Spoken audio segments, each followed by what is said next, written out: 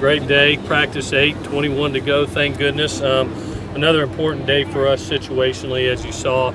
Worked a lot of two tights, two back offense for us, at both offensively and defensively. I thought it was ultra important. Obviously, you're going to see that type of downhill running, smash mouth running from Alabama, from Stanford, in those personnel groups. So to be able to get some work at that today, I thought was imperative.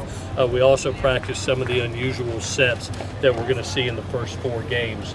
Some of the elite, the unique motions, unique unbalanced sets that people throw at you, and you have to be prepared for. So we really focused on those 2 areas today. Injury report wise, you got a couple hamstrings right now at the safety position. Good news coming back from Marvell that it's just a light strain of the lower hamstring. Structurally, everything was good. There was no pop of the hamstring. So just a very light hamstring pull. Hopefully we'll expect him back in a week or so. Chris Hawkins and Matt Lopes are getting really close to being back, which is a good sign. Plattenberg is still in concussion protocol, so you got 4 safeties there that are out right now. It's allowing some of the young kids to be able to play. And Jordan Iosefa went down with a little bit of an ankle today, so we pulled him late in practice. Don't think it's too severe. Jalen Green on offense has really come back. He'll probably get some more. He's about at 90% with his hamstring.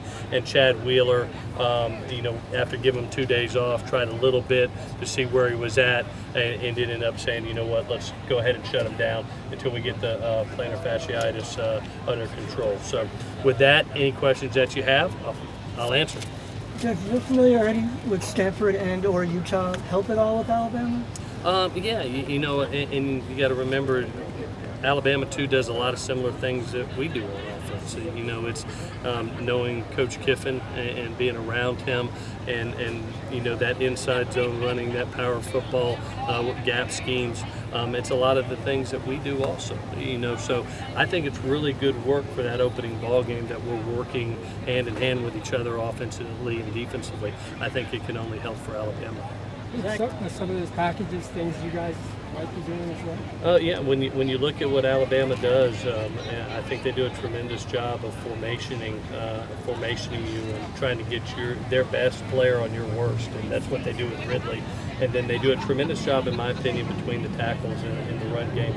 They always give the threat of the outside run game with some fly motions and things like that, but they do a tremendous job in between the tackles, I think, with their inside zone running game. That's been a trademark of Coach Kiffin's for a long time. Zach Banner lost about 40 pounds in the offseason, he said, which for me would be the equivalent of both my legs. Can you see a difference in him out there this game? Yeah, he's moving around good, and you can see with Chad down the ability to go from right to left and show the athleticism at the position. I think you do have to be 345, 350 where he's at. So, to be able to be light, I think that's something for him, being a big man, is a day-to-day thing. He's always been good at the beginning of camps, and the challenge to him this season going into his last year is to keep that weight on a day-to-day basis where it doesn't get balloon up to 380. And he's doing a tremendous job. He's got really good focus. Love our nutritionalist, Andrea, that is doing a great job with our players. So he's got focus on it right now. He's got to keep focus on it. How much is your running game changed if you can run that read zone with the quarterback as a real threat? It gives you another option. Obviously, anytime that you put the quarterback in that position, you got to hold your breath because he's one hit away from you putting a new quarterback in. But the ability to do that 2, 3, 4 times in the game, obviously, it makes defenses prepare for it. What did you think after watching the film of the quarterbacks this game? Watching the film of the quarterbacks, I thought both guys needed to get better with the assignment parts. We missed some assignments as far as some progression reads, and we missed some opportunities that were out there for big plays. And it was not one, it was both. I really came back away going, okay, we got a lot in right now, almost the full Bible going in. I'm looking forward to cutting it down a little bit over the next week and seeing where the guys are. But I took away yesterday that we have to improve the mistakes that we made yesterday at the quarterback position, just being honest. Does that make the decision harder? Or? in terms of when you deadline to name a starter? No. I mean, the deadline's a week from Saturday, and we're on practice 8. There's 10 more practices to go. We have a one-a-day tomorrow, and then we come back with Saturday with a big 2-a-day practice and a lot of scrimmaging. Scrimmage type atmosphere in that practice with a lot of situations. So, and then you got a full another week. So, I'm hoping that now that the Bible's in, that they're improved. They had done a really nice job up to that. I just thought there were some mistakes yesterday. I'm always hardest on them. You got to know, as a quarterback coach and an offensive coach, I'll always be harder on the quarterbacks than any other position. When you guys knew you were getting No, today was a one-a-day. We're allowed to have a walkthrough in the morning. Not allowed to use a ball or anything like that, and then come out here, and we were in shells today.